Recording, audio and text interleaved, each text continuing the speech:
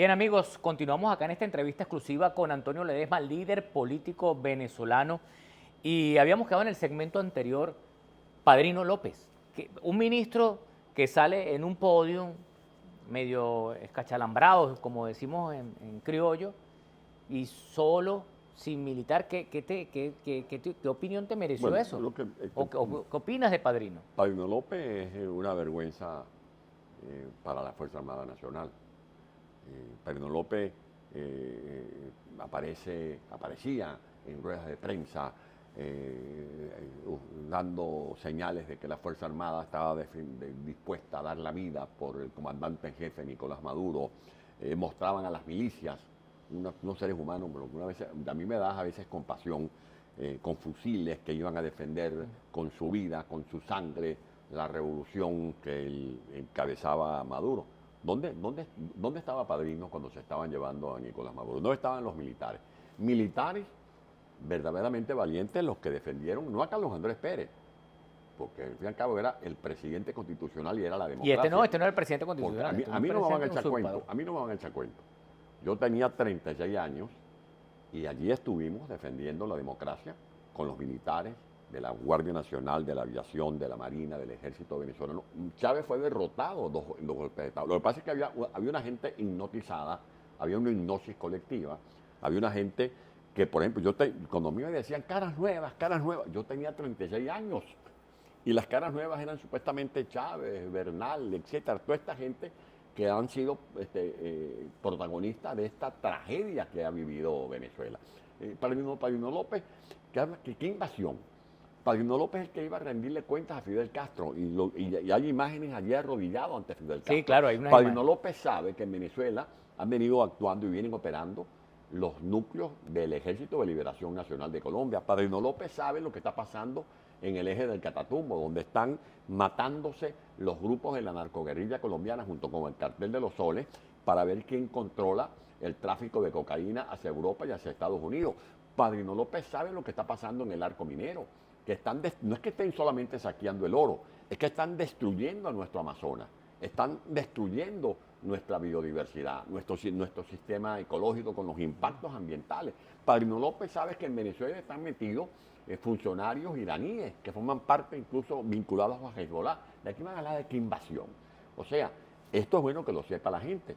Esta fue una operación quirúrgica buscando a alguien que ya estaba más que cantado, porque había una oferta de 50 millones, el doble de lo que se ofrecía por Osama Bin Laden. Perdón, Antonio, pero también se ha dicho que esa recompensa no se va a pagar. Lo dijo el presidente Trump y la dijo Marco Rubio en la rueda de prensa del Bueno, mismo porque sábado. fueron efectivos de esta operación Ahora, quirúrgica que hizo. ¿cómo va a seguir Padrino López entonces en el cargo de ministro? Si es el segundo o tercer a bordo del cartel de los Soles, o sea, ¿cómo poner al mismo, a Bueno, cuidar eso? ¿Cómo se explica eso? Mira, es que, como Si se no dice, puedo ni cuidar tampoco a Maduro, ¿no? ha sido descabezado la mafia. Aquí lo importante es que la gente no pierda el foco. Hay gente que ¿Cuál dice, es el foco? bueno, sacaron a Maduro, pero que si Daisy, mire, lo fundamental es que en 2 horas se logró lo que por más de 20 años venimos buscando los venezolanos. ¿Cuántas mujeres no han quedado viudas? ¿Cuántas abuelas no han perdido a sus nietos? ¿Cuántas fábricas, cuántas fincas, cuántos hoteles, cuántos empleos no se han perdido? ¿Cuántas familias no están rotas en la actualidad porque se fueron unos para Europa, se fueron unos para Chile, otros para Argentina, otros están aquí en Estados Unidos con la angustia del TPS o del estatus migratorio? O sea, los venezolanos hemos sufrido en carne propia, hemos experimentado lo que ha representado esta dictadura. Y se ha logrado ya un hecho absolutamente espectacular, que es que ya Maduro no está en el poder. Y cuando se mata esta culebra por la cabeza... Pero ya se mató la culebra. Exactamente. O sea, Maduro es la cabeza de la culebra. Si no pudieron defender a Maduro, ¿qué puede esperar cualquier núcleo alrededor de Daisy Rodríguez, de Padrino López, de Diosdado Cabello? Porque al fin y al cabo, ellos están también en ese expediente. En el expediente que dio lugar a esta operación quirúrgica, fundamentada en normas, porque está vinculado con el narcotráfico, está también Diosdado Cabello, está también Padrino López. Por ellos también hay ofertas de recompensa. O sea, estamos hablando de una estructura mafiosa que no tiene cómo sostenerse. Porque, y primero ya vimos dónde está el aparato de la No hay fuerza aparato. militar gloriosa, ¿no? Porque acabaron hasta con la fuerza Bueno, porque armada nacional. posiblemente también se lo robaron. Bueno, ¿no? porque es que todo... No lo invirtieron. Es que todo ha sido... Sukhoi que no funcionan, todo- F-16 que tampoco están activos, militares que para ascender tenían que, a general tenían que reparar Pero los tanques como una materia optativa para ver si tenían. ¿Qué tú crees Entonces, que los soldados son de Marte, son extraterrestres? No. Esa gente sabe lo que está pasando en Venezuela. Y esa gente ve cómo viven estos delincuentes que han saqueado. No ha habido robo en ninguna etapa de la humanidad que se pueda equiparar con lo que ha pasado en Venezuela. El saqueo que le han hecho a las finanzas de Venezuela no tiene parangón en la historia de la humanidad, dicho en otras palabras. ¿Quién traicionó a Maduro, Antonio? Lo traicionó Padrino, lo traicionó Diosdado, lo traicionaron los Rodríguez. Bueno, ahí hay mucha ¿Por qué no gente- habían general? O sea, ¿quién está allí? Porque ellos no tienen... ¿Tú crees que Bueno, de él sí pueda controlar así el como- país o hacer la tarea que le encomendaron? Mira, ¿O cómo ves eso? todo final tiene su comienzo y estamos viendo el comienzo del fin, porque esto que está ocurriendo tiene que ver con por lo que ha venido luchando el pueblo de Venezuela, que era que Maduro fuera desalojado del poder. En segundo lugar, para que se dé una operación perfecta como esta, es que tiene que haber información de adentro. Porque esta gente sabían dónde estaba Maduro, dónde dormía, cómo dormía, a qué hora se acostaba, a qué hora se levantaba, por qué pasillo entraban, por qué puerta podían salir. Tenían todos los detalles. Solamente teniendo todos los detalles, estos comandos pudieron operar tal cual como lo hicieron. De allí que toda esa... ¿Y qué olfato te da a ti quién pudo haberlo traicionado? Bueno, O sea, ¿da la militar yo o no?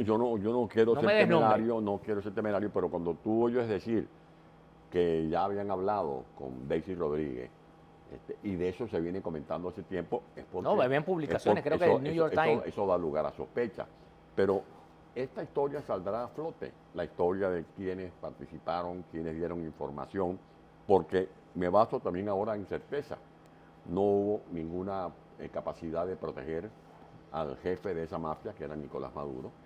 No ha habido respuesta de la ciudadanía, porque la ciudadanía, casi 90% o más del 90%, estaban deseando que esto ocurriera, están apostando a que se confirme el cambio de régimen que el pueblo dictaminó en las elecciones del 28 de julio del año 2024.